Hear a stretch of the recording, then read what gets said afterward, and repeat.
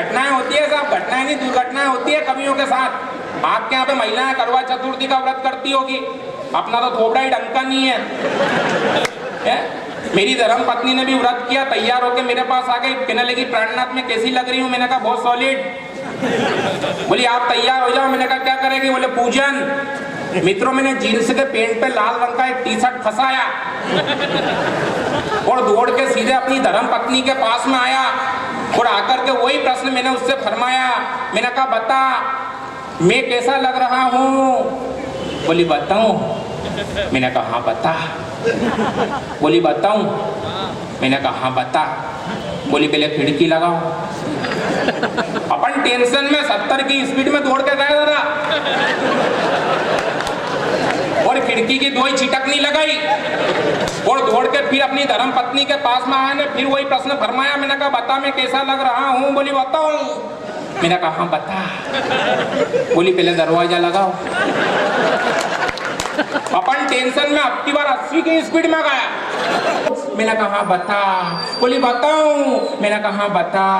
बोली आप है ना, आप है ना, आप है ना, मेरे पापा जैसे लग रहे हैं।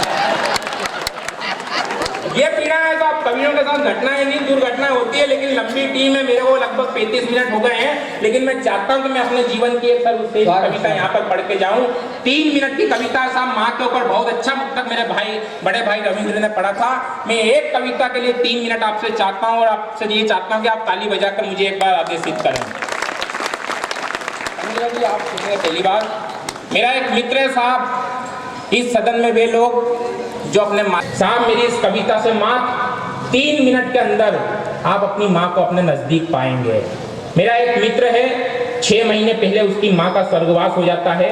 वो अपनी माँ का अंतिम संस्कार करके घर पे लौटता है और लौटने के बाद वो 2 दिन तक अपनी माँ की याद में रोटी का एक निवाला भी अपने मुंह पे नहीं रखता है।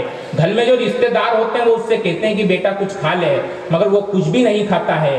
बस यहाँ से मेरी कविता प्रारंभ होती है। मैं मंच का भी ध्यान चाहूंगा कि वह माँ जिसने जीवन भर मुझको रोने तक नहीं दिया। अरे वह माँ जिसने जीवन भर मुझको रोने तक नहीं दिया, आज उसी की यादों ने 2 दिन तक सोने नहीं दिया।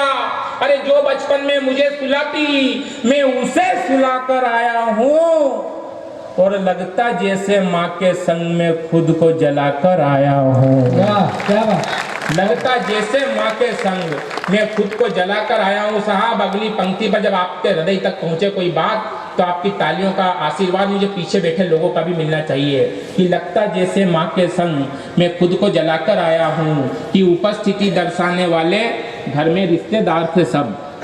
अरे उपस्थिति दर्शाने वाले घर में रिश्तेदार थे सब, पर फटकार लगाने वाला घर में कोई नहीं था अब।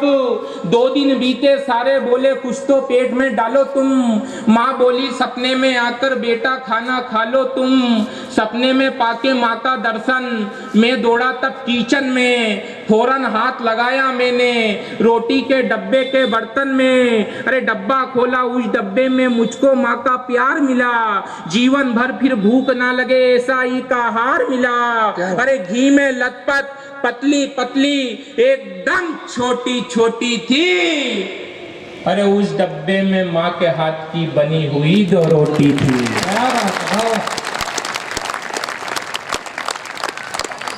उस डब्बे में माँ के हाथ की बनी हुई 2 रोटी थी। मित्रों, अगली पंक्ति को संभाल लेना अगर आपसे हृदय कंकित हो जाए। और जिन लोगों ने ताली नहीं बजाई उनसे निवेदन है कि अपनी तालियों का घनत्व बढ़ाना। कि उस डब्बे में माँ के हाथ की बनी हुई 2 रोटी थी। अरे उस रोटी के साथ ना सब्जी, ना चटनी, ना भाजी थी। अरे उस रोटी के साथ ना सब्जी, ना चटनी, ना भाजी थी। अरे रोटी 2 दिन पहले की थी लेकिन एकदम ताजी थी। रोटी 2 दिन पहले की थी लेकिन एकदम ताजी थी। और साफ पंक्तियां संभालना कविता की, अगर पत्रकार बैठे हों अखबार के लिए कि वह 2 रोटी हरिश्चंद्र की। रोटी को लगा चेहरे से भूला, घर में माहौल है गम्मी का। वह 2 रोटी यूं लगती जैसे आंचल हो मम्मी का। अरे वह 2 रोटी हरिश्चंद्र की सच्चाई से अच्छी थी। अरे वह 2 रोटी हरिश्चंद्र की सच्चाई से अच्छी थी। वह 2 रोटी रामायण की चौपाई से अच्छी थी।